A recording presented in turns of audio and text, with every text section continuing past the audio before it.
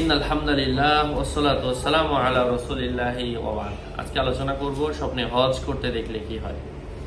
আল্লামা ইমাম ইবনে সিরিনের কিতাব থেকে আলোচনা বুঝতে সাথেই থাকবেন। যারা এখনো চ্যানেলটি সাবস্ক্রাইব করেননি সাবস্ক্রাইব করতে ভুলবেন না। ভেরিফাই চ্যানেলের ডেসক্রিপশন বক্সে ক্লিক করলে কিন্তু পেজ এবং আইডি আসবে। এটা ছাড়া অন্য কোনো পেজ নেই, অন্য কোনো আইডি নেই, ইমো নেই, হোয়াটসঅ্যাপ নেই, টিকটক নেই, সাবধান।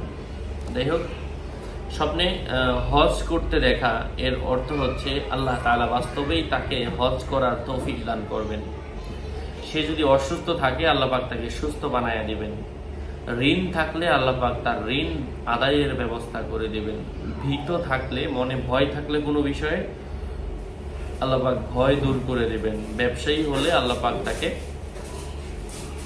তার ব্যবসায় সফল করবেন।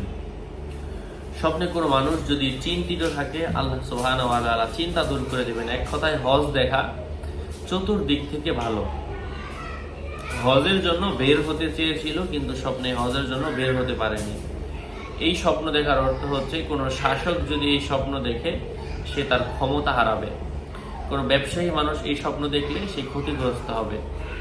হ্যাঁ, কোনো মানুষ যদি বাইতুল্লাহ তওয়াফ করতে দেখলো, মানে কাবা শরীফ তওয়াফ করতে দেখলো, হ্যাঁ, এর অর্থ হচ্ছে তার কাজগুলো আল্লাহ পাক সফল করে দিবেন, সম্মানের সাথে শেষ হবে। মক্কা শরীফে কোনো মাহরাম মহিলার সাথে সহবাস করতে দেখার অর্থ হচ্ছে হেরেমের মধ্যে তালবিয়া পাঠ করতে দেখলে শত্রুর উপর জয় লাভ করবে এবং তাদের বিজয়ের ভয় হতে নিরাপদ থাকবে। পক্ষান্তরে হেরেমের বাইরে তালবিয়া পাঠ করতে দেখলে কেউ তার উপর বিজয় লাভ করবে এবং তাকে ভয় দেখাবে।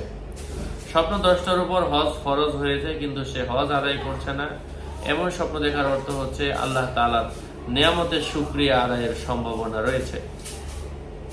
আশা করছি বুঝতে পেরেছেন। আরো আপডেট পেতে সাথেই থাকবেন। আপনাদের মঙ্গল এবং দীর্ঘায়ু কামনা করে এখানে শেষ করছি। দেখা হবে অন্য কোনো ভিডিওতে। আগামী ভিডিও আসার আগ পর্যন্ত সবাই সুস্থ থাকবেন, ভালো থাকবেন। আসসালামু আলাইকুম ওয়া রাহমাতুল্লাহি ওয়া বারাকাতুহু।